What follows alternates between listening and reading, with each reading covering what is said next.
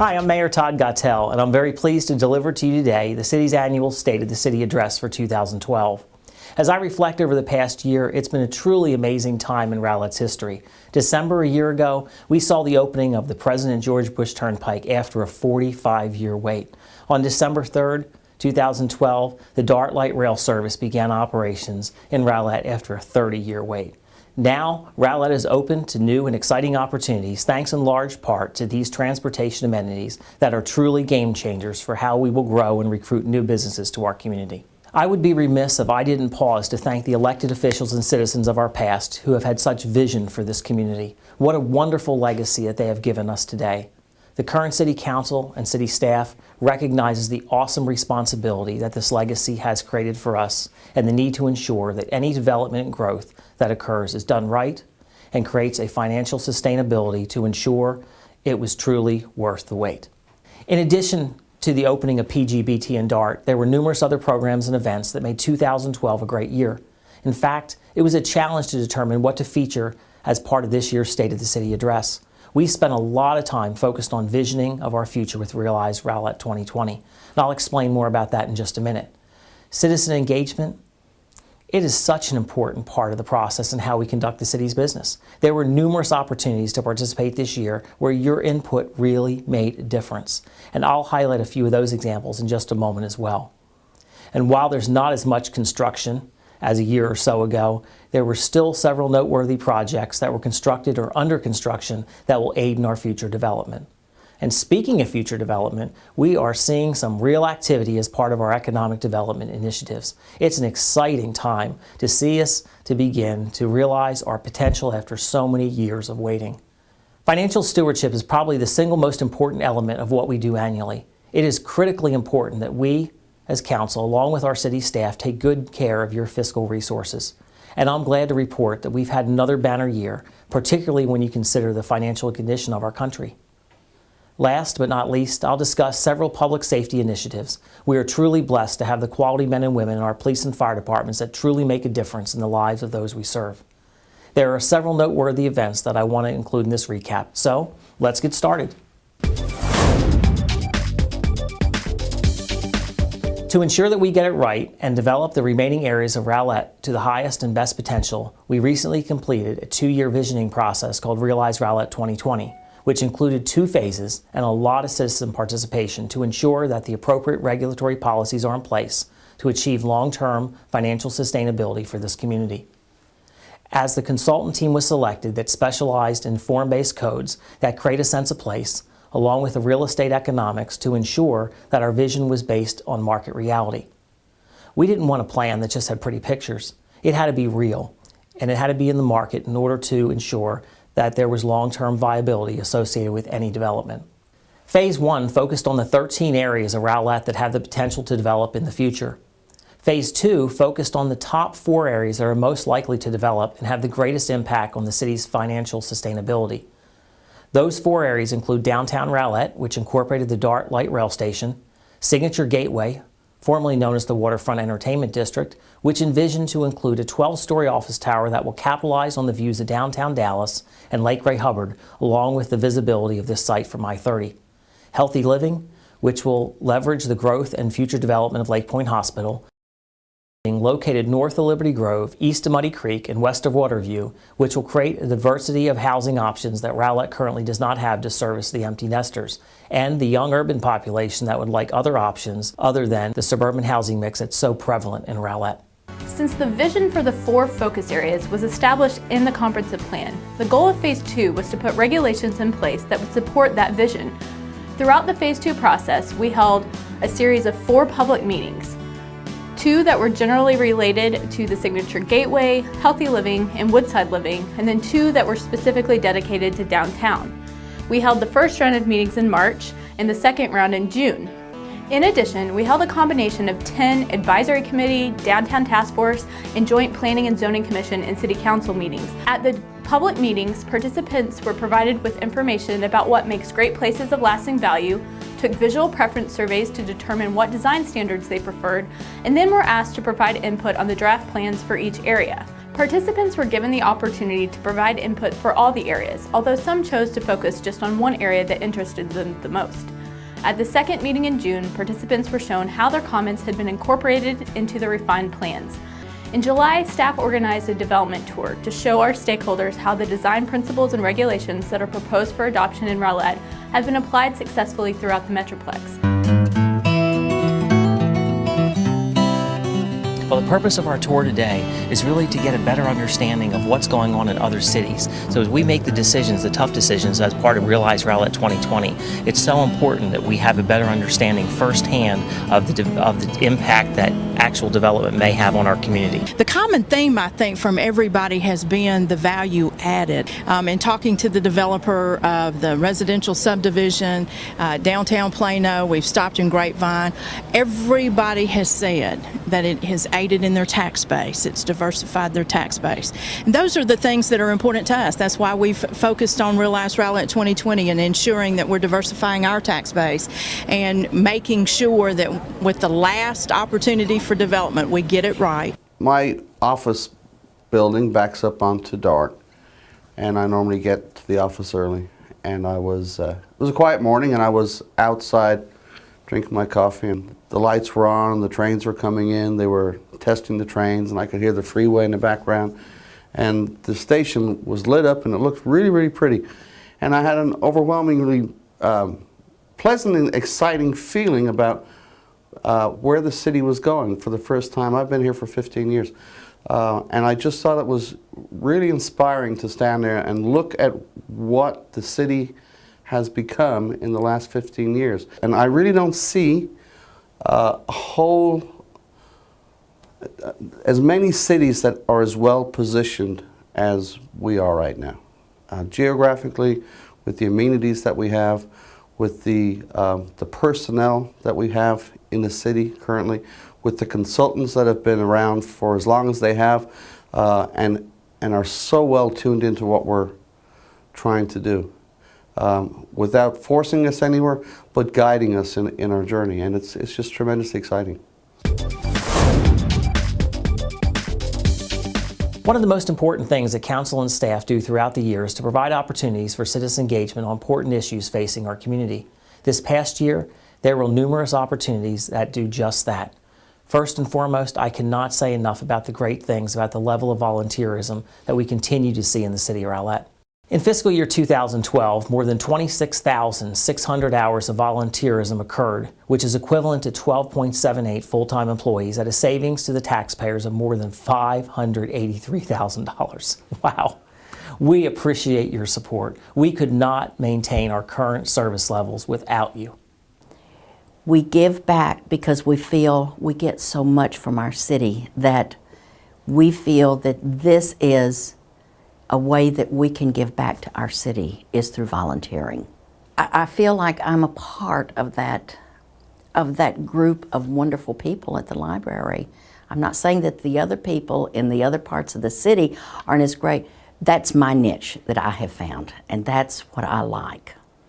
In my opinion, you are going to be so rewarded that that's going to be what I feel is a paycheck that can't be matched, because I feel like I get so much more back than what I give that you can't put a dollar amount on that.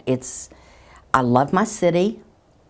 I love where I live. I love my neighborhood. And to me, I get back more than what I give. That's how I feel.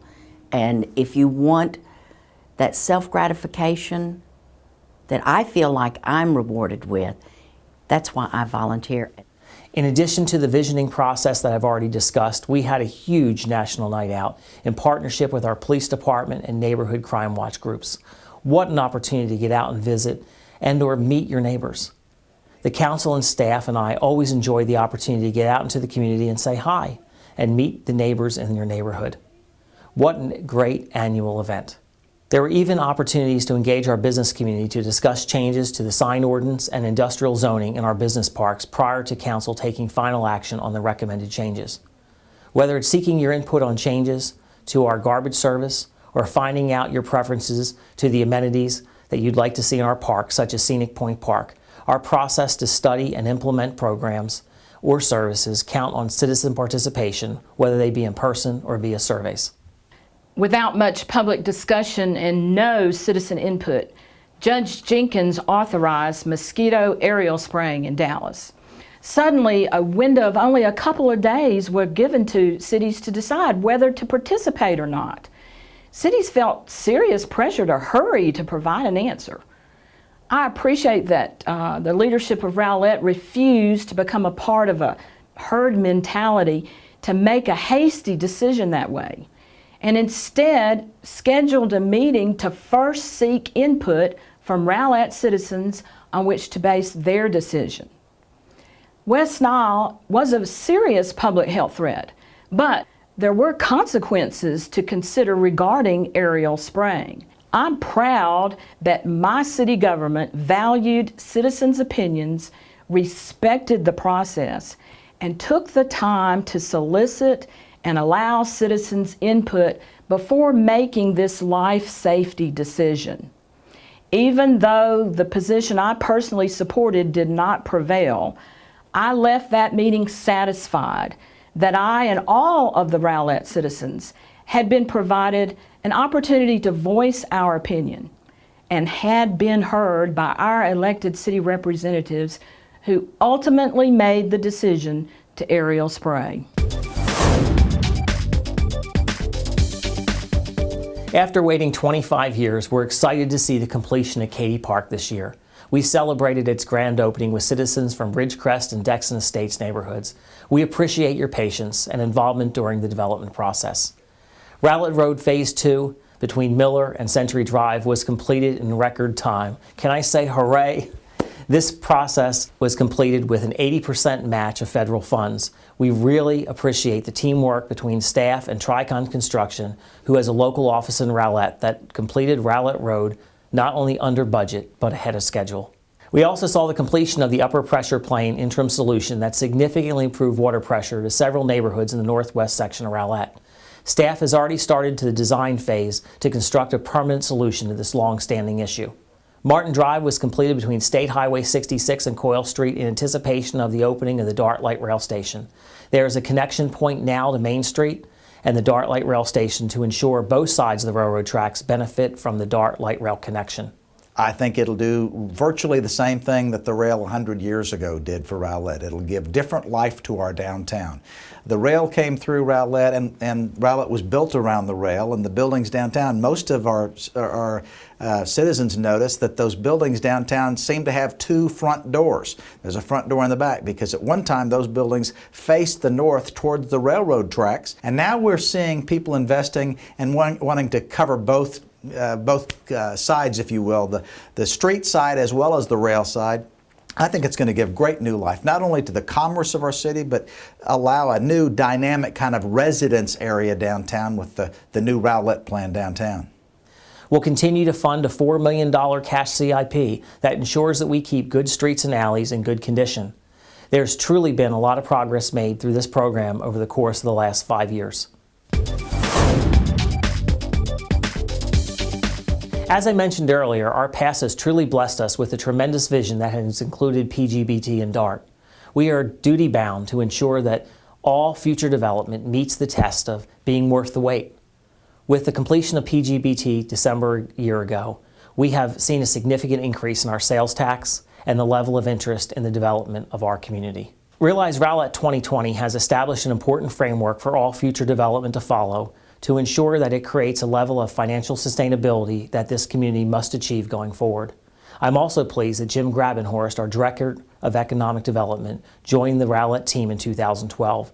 Jim brings to us a rich background, having both municipal and development experience that has already served this community well.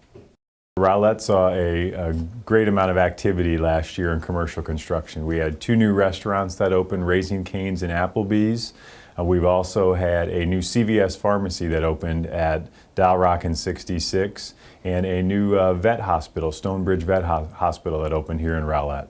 Looking ahead, we have another CVS pharmacy that plans to open in 2013 at Rowlett Road and 66 or Lakeview Parkway. We also have a new discount tire that is going to be opening in Rowlett. And we just recently announced that Harbor Freight Tools is going to be opening next to Aldi's on the corner of Rowlett Road and Lakeview Parkway.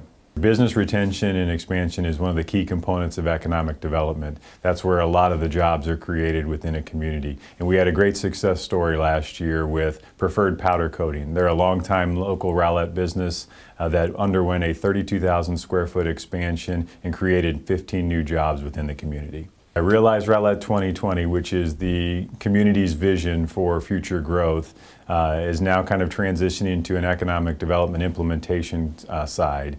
And so with the new adoption of the form-based codes and the rezoning that happened at City Council on November 6th, we are really starting to look at private investment and activity happening not only in our downtown area, Signature Gateway, but Woodside Living and Healthy Living. So we're excited about those opportunities for future development, and we're already starting to see some of that private investment happen specifically in the downtown area. The mission of the Economic Development Department is to foster private and public investment within the community, which is really going to enhance and diversify our tax base. And the other component is to create quality job opportunities for our citizens here.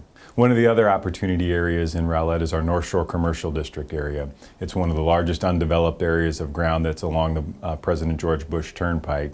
And the city is undergoing the Merritt Road construction project right now, which will provide a lot of the infrastructure that will open that area up for future development.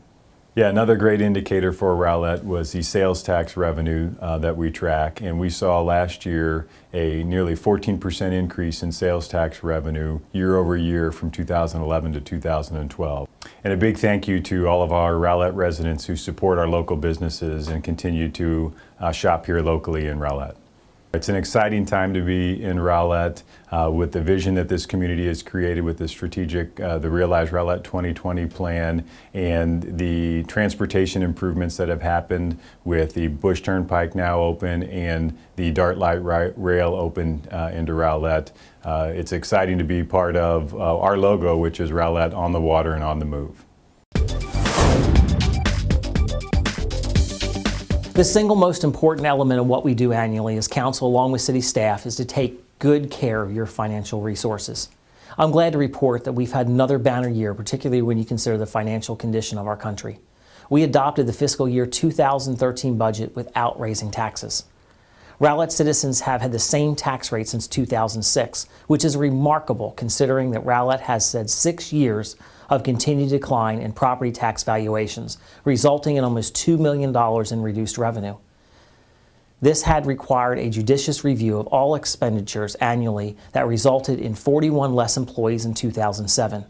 You have to go back to an organization's history to 2003, a full decade, to find similar number of employees. Yet, you receive the same and or better services than ever before. And I'm truly appreciative that the quality of employees of the City of Rowlett who do a great job on a day in and day out basis serving you, our citizens. The council made a tough decision after months of studying the issue to raise water rates in order to maintain the city's utility system. 2 droughts in 2005 and 2011 have taken a tremendous toll on our infrastructure, and it would be irresponsible on our part to delay making those much-needed repairs and potentially jeopardize our ability to provide such essential services as water and sewer. Sometimes being good stewards of your fiscal resources requires making tough decisions in order to be financially responsible. As the mayor has indicated, financial stewardship, quality financial stewardship, is one of the most important things as an organization that we do. And I'm absolutely delighted at the caliber of financial staff that the City of Rowlett has. It starts with our Assistant City Manager, Brian Funderburk, who serves as our Chief Financial Officer. We're delighted to have added Alan Gard this year as our Director of Financial Services, and we have a top-notch finance and accounting staff. And it's evidenced at the quality by some of the major accomplishments that we have had this year. First of all, we had an unqualified audit with no findings. It doesn't get any better than that. That's absolutely the best statement that we can give our public in knowing that we're taking good care of the public's money. The second important thing is we continue to have the gold leadership stamp of approval from the Comptroller's Office. The only way that you get the gold standard is by doing a couple of things.